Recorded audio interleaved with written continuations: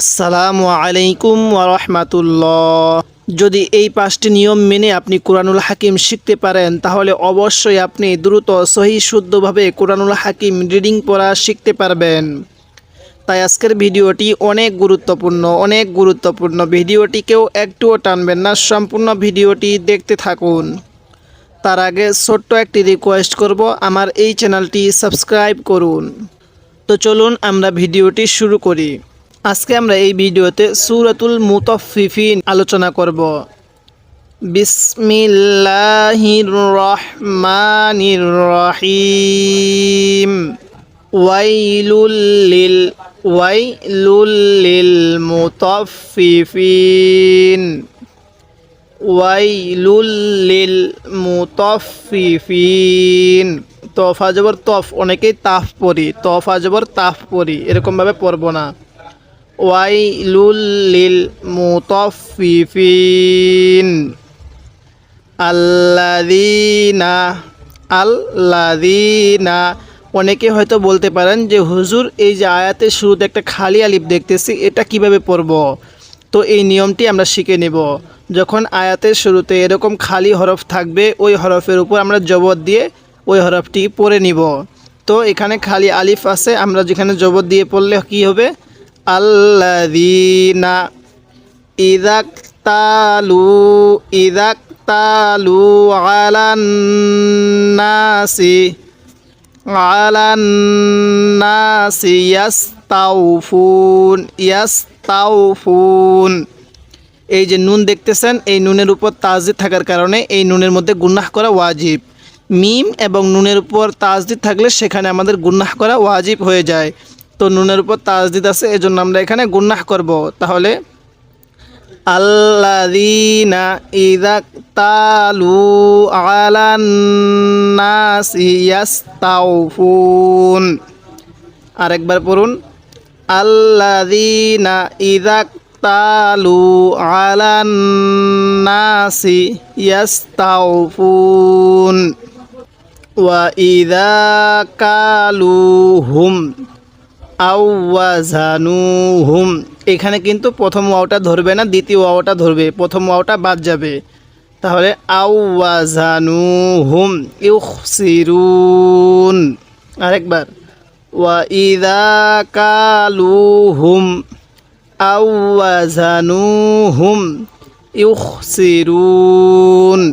ওয়াকফের সময় আমরা এখানে 3 আলিফ টান দিব, কারণ এই যে মদের হরফের পরের হরফে ওয়াকফ হলে সেখানে আমাদের 3 আলিফ টানতে হয়। তো ওয়াওটি মদের হরফ, এর পরের হরফ হলো নুন। তো মদের হরফের পরের হরফে ওয়াকফ হয়েছে, এজন্য আমরা 3 আলিফ টান দিব।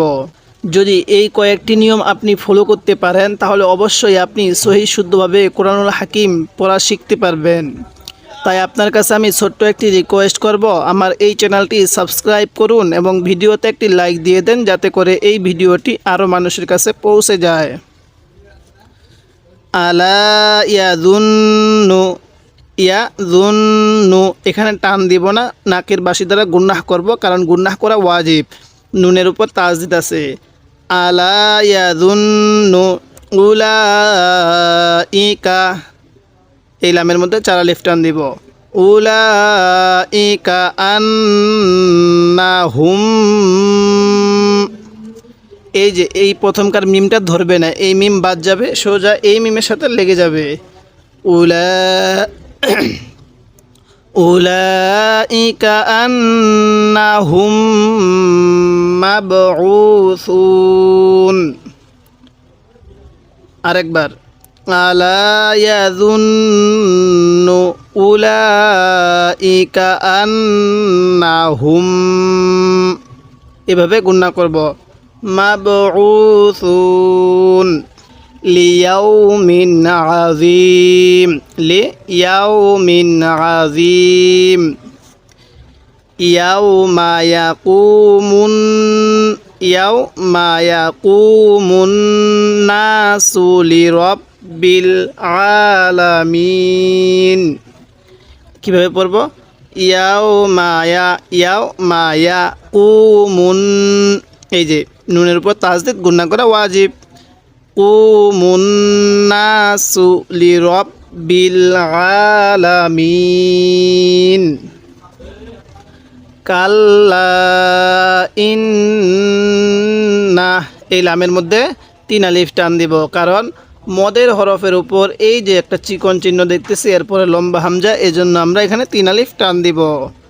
কাল্লা ইন্না কিতাবাল ফুজ্জারি লাফি সিজ্জিন। ওয়াকফের সময় এই 2 জেরকে বাদ দিয়ে দিব। তাহলে কাল্লা ইন্না কিতাবাল ফুজ্জারি লাফি সিজ্জিন। ওয়ামা ওয়ামা, মিমের মধ্যে 3 আলিফ টান দিব। ওয়ামা আদরাকা মা সিজ্জিন।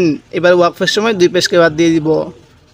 ওয়ামা আদরাকা মা সিজ্জিন। কিতাবুম, এই যে মিমের মধ্যে গুন্নাহ করব, মিমের নুনে তাজদিদ গুন্নাহ করা ওয়াজিব। কিতাবুম মারকুম, কিতাবুম মারকুম। ওয়াইলু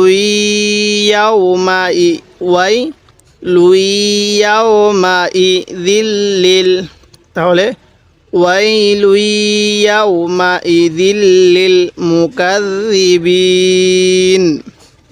আরেকবার, ওয়াইলু ইয়াউমাইযিল লিল মুকাযযিবিন। যদি আপনি এই অল্প কয়েকটি নিয়ম ফলো করতে পারেন, স্মরণ করতে পারেন, মুখস্থ করতে পারেন, তাহলে অবশ্যই আপনি দ্রুত সহি শুদ্ধভাবে কোরআনুল হাকিম রিডিং পড়া শিখতে পারবেন। তাই আপনি আমার চ্যানেলটি সাবস্ক্রাইব করুন এবং ভিডিওতে একটি লাইক দিয়ে দেন, যাতে করে এই ভিডিওটি আরও মানুষের কাছে পৌঁছে যায় এবং আপনি আমার পর্বগুলো প্রত্যেক দিন নিয়মিত দেখবেন। আমরা হয়তো অনেকেই আগে কোরআনুল হাকিম শিখছি, কিন্তু আমরা তখন আমাদের হরফের উচ্চারণগুলো সহি করতে পারি নাই। যারা এরকম হরফের উচ্চারণগুলো সহি করতে পারেন নাই, তারা আমার নুরানি কায়দা কোর্সের 1ম, 2য়, 3য় এই কয়েকটি পর্ব দেখবেন, এবং যাদের হরফের উচ্চারণ সহি আছে কিন্তু 1 আলিফ টান কোথায় দিতে হবে, 4 আলিফ টান কোথায় দিতে হবে, গুন্নাহ কিভাবে করতে হবে, তারা আমার নুরানি কায়দা কোর্সের 5ম, 6ম, 7ম এবং 8ম এই কয়েকটি পর্ব দেখবেন। এই সমস্ত পর্বের লিঙ্ক আমি আমার ডেসক্রিপশনে দিয়ে দিছি, আপনি সেখান থেকে গিয়ে সিরিয়াল মতে দেখে আসবেন। তাহলে এই আয়াতটা কীভাবে পড়ব? ওয়াইলু ইয়াউমাইযিল লিল মুকাযযিবিন। অনেকে আমরা এই ওয়াকফের নিয়মটা জানি না। আমরা এই জিনিসটা ভালোভাবে স্মরণ রাখবো। মদের হরফের পরের হরফে ওয়াকফ হলে সেখানে আমাদের 3 আলিফ টানতে হয়। মদের হরফ হলো 3টি, ওয়াও, আলিফ, ইয়া। এই যে ইয়া মদের হরফ, এরপরে নুনের মধ্যে ওয়াকফ হওয়ার কারণে আমরা এখানে 3 আলিফ টান দিব। এখন ওয়াকফের সময় নুনের উপর যে জবরটি আছে এটাকে বাদ দিয়ে দিব। যদি জের থাকতো তাও বাদ দিয়ে দিতাম, যদি পেশ থাকতো তাও বাদ দিয়ে দিতাম। এরকমভাবে ওয়াকফটা শিখবো। যদি আমরা এক জায়গায় এই ওয়াকফের নিয়মটা শিখতে পারি, তাহলে আমরা সব জায়গায় সুন্দরভাবে সহি শুদ্ধভাবে পড়তে পারবো। তো আজকে আমরা এই ভিডিওতে সূরা মুতাফফিফিনের 10 নং আয়াত পর্যন্ত আলোচনা করলাম। পরবর্তী পর্বের মধ্যে আমরা 10 নং আয়াতের পর থেকে আলোচনা করব।